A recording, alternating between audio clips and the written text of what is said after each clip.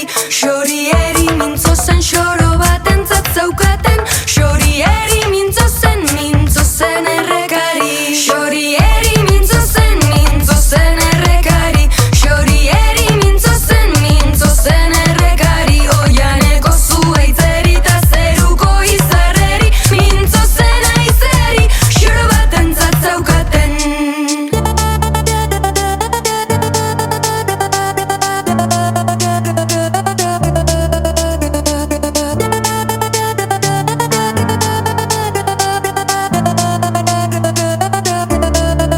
Etzakien irakurtzen gizonen liburutan, etzakien irakurtzen gizonen liburutan. Bos días, chámome Kiko Cadaval e son un contador de historias. Moitas veces chámame contacontos. É unha denominación que rexeito, porque en canto a xente escoita a palabra contacontos, automáticamente pensa nas criaturas, nas crianzas, nos meniños e nas meniñas, e éncheme de carricoches ao auditorio. E claro, todos veñen á espera de que eu conte eses contos clásicos cos que se adormece a infancia dende hai máis de 400 anos, o que se chama o conto tradicional, e que os ingleses chaman as bedtime tales, os contos para a hora da cama. Polo visto, a min explicou unha pedagoga amiga miña, estes contos para a hora da cama teñen unha función interesante, adormecer a infancia, e aproveitando ese estado de falta de conciencia, ir introducindo valores morais na súa cabeza que lle serán útiles no futuro. Quérese decir que o que se facía tradicionalmente cos contos para a hora da cama é o que se chama modernamente administrar narcóticos a menores de idade. E iso está castigado pola lei. E non só iso, eu estou en contra persoalmente deses degenerados e corruptos que andan a regalarlle drogas aos meniños ás portas das escolas. Eu creo que se os menores de idade queren droga, que a compren. Cando a crianza está adormecendo é cando se lle contan eses contos, e formase o seu subconsciente, que, para explicalo claramente, é o cuarto de atrás do noso cerebro, é onde se gardan os móveis e despois esquécense. E hai un día, dentro de 30 anos, que vas a encontrar ali a mesma porquería. Eu estou en contra deses contos porque penso que os valores morais que lle transmiten aos meniños non son os valores morais que a mí me gustaría que tivesen os cidadáns do futuro. Por exemplo, o conto tradicional máis famoso e máis coñecido, que ten máis de 300 anos da súa publicación en libro, pero que é moito máis antigo. Fala dunha familia que ten marginalizada a persoa máis bella da casa, a avoa. A ela teñen a vivindo nunha cabana no medio do monte, sen ninguén acompañándoa, e mandanlle diariamente a comida. A comida, tanto na versión infantil como na versión tradicional, non é o máis axeitado para un vello. Na versión infantil, mandanlle tarro de mel, tarta de morangos. En la versión tradicional medieval, mandanlle feixóns con touciño e pé de porco. E iso, que os problemas de colesterol, diabetes, non é o máis axeitado para un vello. E mandan algún profesional? Non, mandan a persoa máis pequena da familia, que acaba de ter a súa primeira menstruación e que vai anunciando cunha carapucha vermella. Pois ben, esta historia horrorosa remata co aniquilamento dun animal en vías de extinción e protegido. Por tanto, que ganan os meniños con recibir esta historia? Despois, hai outra que se puxo de moda polas películas de Disney, A Bela e o monstro, e é peor. Fala dunha rapariga de boa familia que ten unha boa educación, que non ten problemas económicos e resulta atractiva físicamente. Pois casa cun tipo que non só é horroroso, senón un criminal responsable de moitísimas mortes e crueldades. E por que casa? Porque é rico, ten palacios, segundas residencias, carruaxes do último modelo, casa por iso. Esa moral que lle queremos transmitir aos vosos fillos, que eu non teño, esa moral, ou a máis horrorosa para min, a chamada Hansel e Gretel. Hansel e Gretel fala dunha familia nuclear, pai, nai, filla e fillo. Están pasando por dificultades económicas e os pais deciden abandonar os fillos no medio do monte para que os devoren as alimarias, as bestas salvaxes e así a comida vai chegar para eles dous. Pois estes dous rapaces son acollidos no medio do monte por unha abella que non é a mesma que a do primeiro conto. En vez de agradecerle a hospitalidade á vella, acabanlle coa reserva de caramelo, de chocolate, e despois mátana e roubanlle o tesouro, e incinérana. É unha especie de profecía do que faría a Europa cristiá cos xudeus na Alemanha nazi. Collen a vella, incinérana e roubanlle o tesouro. Os nazis o único que fixeron foi ao revés. Primeiro roubabanlle o tesouro e despois incinerábana.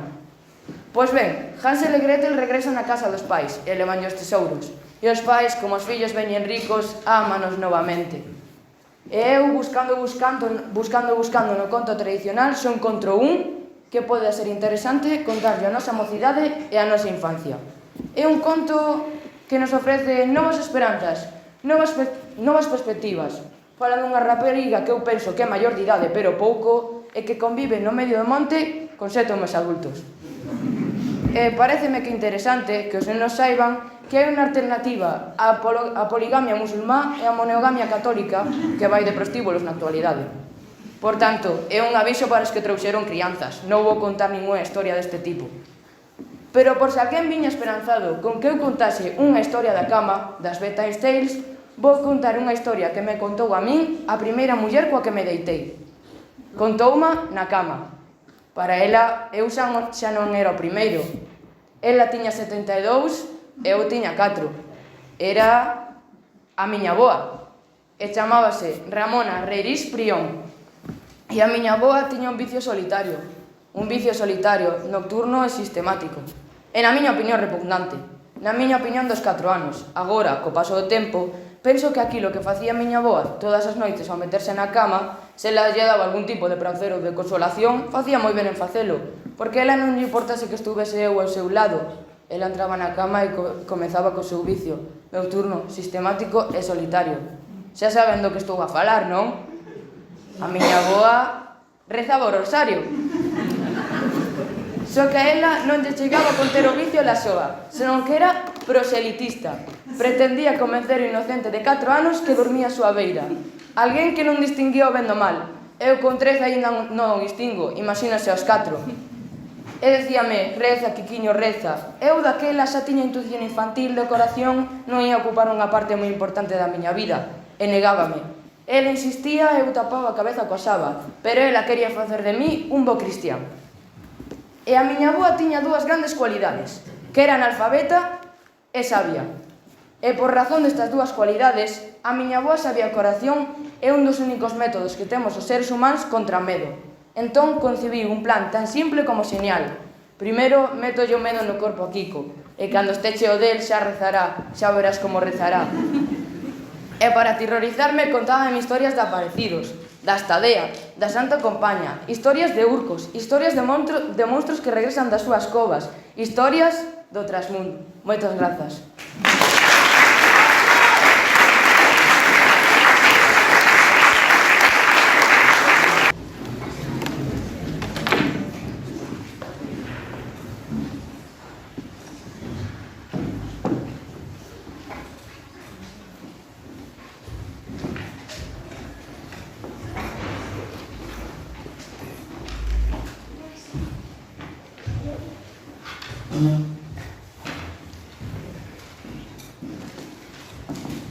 Pareceme moi mal.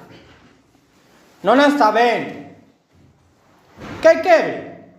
Quedou de razonas que se has agotado. Acabo de velo agora. Vin correndo a relo. E vostede, como agradecemento, castígame. Porque sí, isto é un castigo.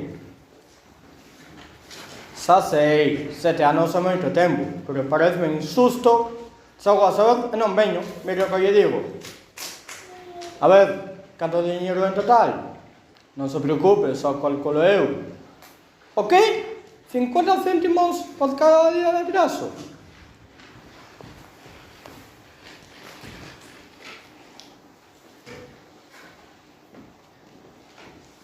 Pois a ver, 7 anos por 12...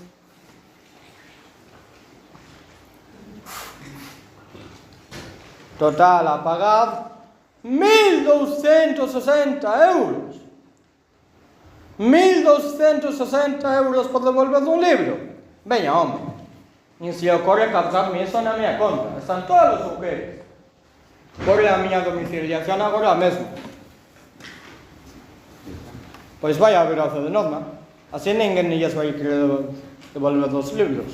Atrasaste 2 semanas e custaste máis que un libro novo. E con os meses tens que pedir un crédito. A ver, que teña que facer eu?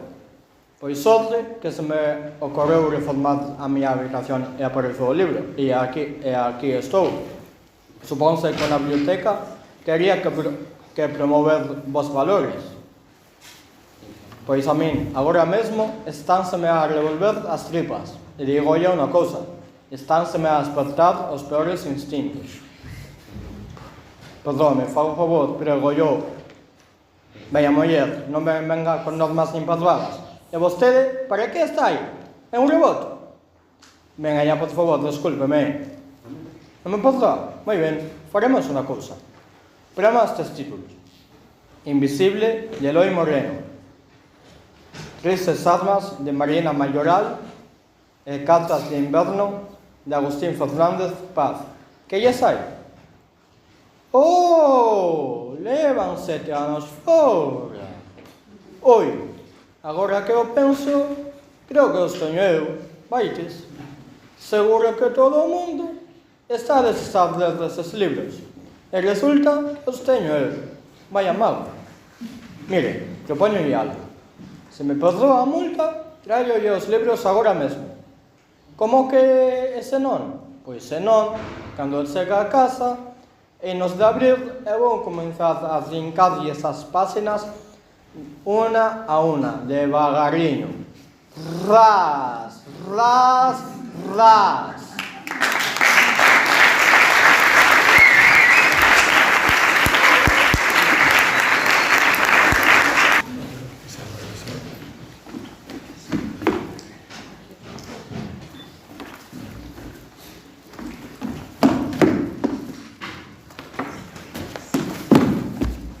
Que faz, carapán?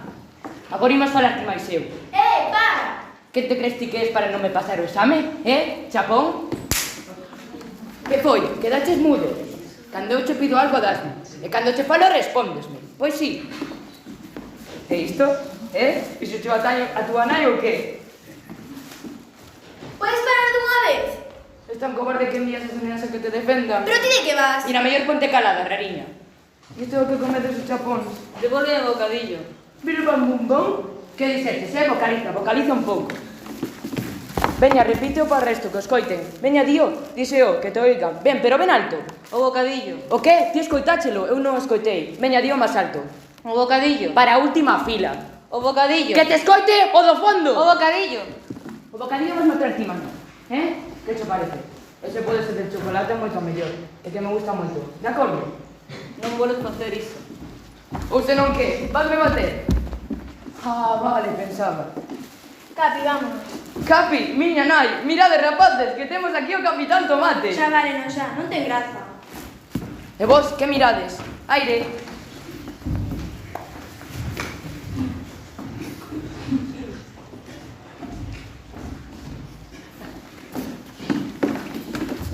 Con esta obra queremos representar o dano que pode chegar a provocar o bullying nos institutos.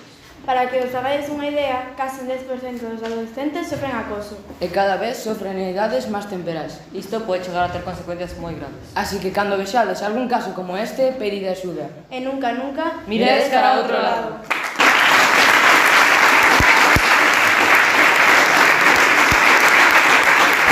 Xorieri mintzo zen errekari. Xorieri mintzo zen errekari. Xorieri